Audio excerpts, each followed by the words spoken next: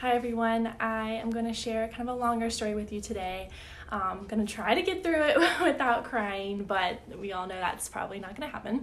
But I just wanted to share a really important story with you because today, December 12th, 2020, is the 1-year anniversary of pretty much when the most terrifying thing happened to me.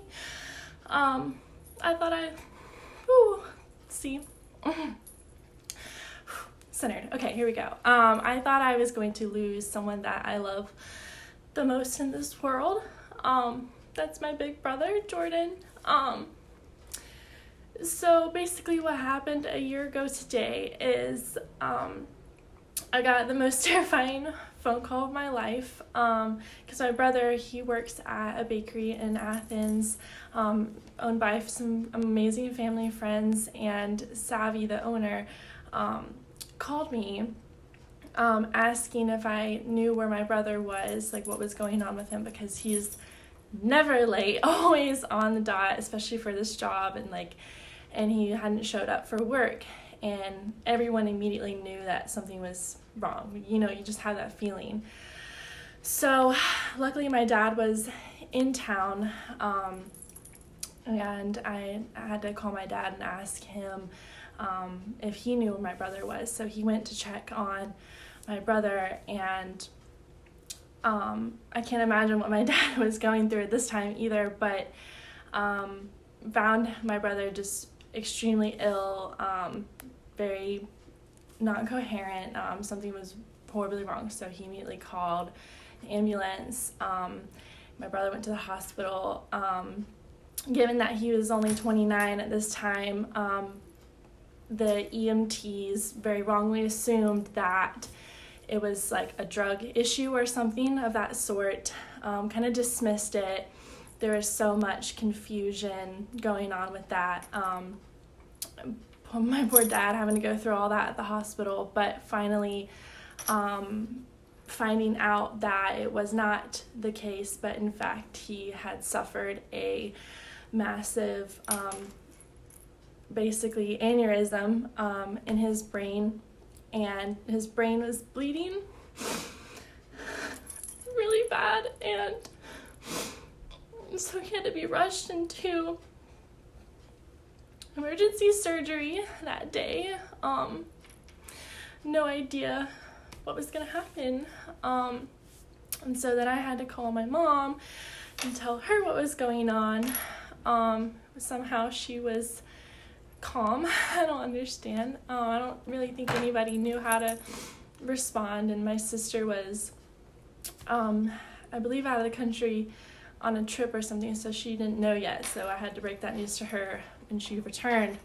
But basically I had to finish up doggy sitting, and I can tell you where I was, the exact thing I was doing. I was just starting my hypno school when all this was going down, and so rushed home to Athens and just kind of waited for my brother to die. I mean, not to sound morbid, but we really just didn't know. Every day was a nightmare, the kind of nightmare that you just can't wake up from no matter how hard you try.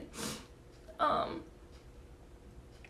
I mean, it was just one thing after another, because once the surgery was successful enough, he was in the neurological intensive care unit, so like the ICU, but a step above, for over a month, and every day it was just one step forward, 2 steps back, whether it was the getting pneumonia in his lungs because of the ventilator, collecting so much fluid, and then getting meningitis and getting infections in his brain from the surgery and where the wound was trying to heal, and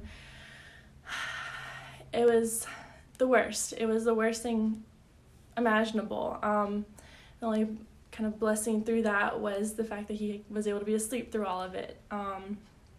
And in this kind of medically induced coma, even with chemical paralytics and maxed out fentanyl and ketamine and all these drugs, my ridiculous brother was still trying to fight consciousness and just couldn't wait to get out of the hospital. Even though the doctors were trying everything they could to get him to rest and stay better, he was still somehow pushing through all these medications, which one of the doctors even shared was at the highest hospital record-setting amounts of medicine and enough chemical paralytic, trying to keep him still to knock out a small army of men. So unbelievable, my brother's strength. And I just through that kind of nightmare where every day just living in fear, every day living in uncertainty, I just have to show my gratitude towards the St. Mary's Hospital of Athens. And because if it weren't for y'all, I don't know, I would still have a brother today.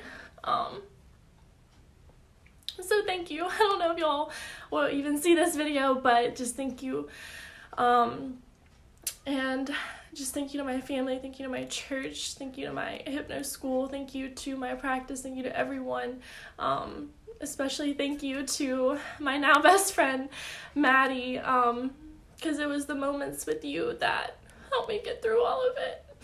Just where we got to leave the hospital at night and just have, whether it was a minute to 30 seconds of forgetting, where we just got to be two silly girls together, just becoming friends through all of it. You gotta find those things, you gotta find those people and those moments that help you get through the times that are devastating. And then lo and behold, after singing my brother Christmas carols when he was, in his coma because I didn't know what else to do, the day after Christmas, just like that, he was able to wake up. And it was such a whirlwind of a day, and arguably one of the worst moments of my life turned into one of the best moments of my life when he was able to kind of remember who I was. And the first thing he said to me was that he loved me, and that was it. Like, that was all that I needed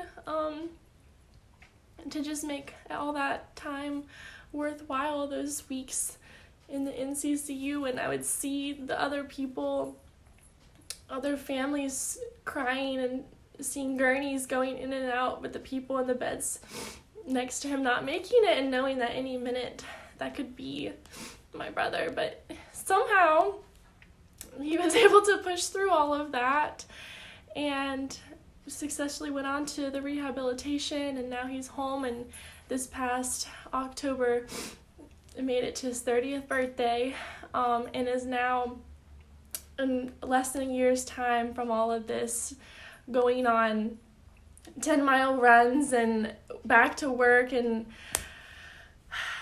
it's just extraordinary. So I think just my biggest thanks has to be to my brother Jordan for just not giving up, for us, for yourself, and for anyone who can find inspiration and motivation and comfort. Oh gosh, I should have got some tissues. Through this story, through your story. So it's been a year since all of this happened. I'm so glad I get to celebrate Christmas with you, whether it's in person or not. I'm just glad that you're here on this earth, and that's the greatest gift I could have through all of this. So, silly me for thinking I could get through this without crying.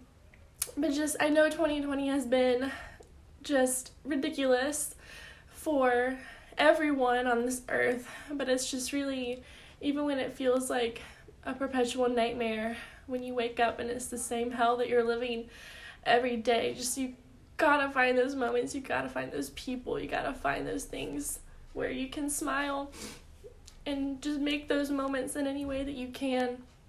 And I just remember even when my brother, I think it was the first day that he came out of his coma, and I was trying to watch something on TV with him, and they had this channel that had just like nature scenes and soft piano music, and I put it on thinking it was gonna be soothing and relaxing, whatever.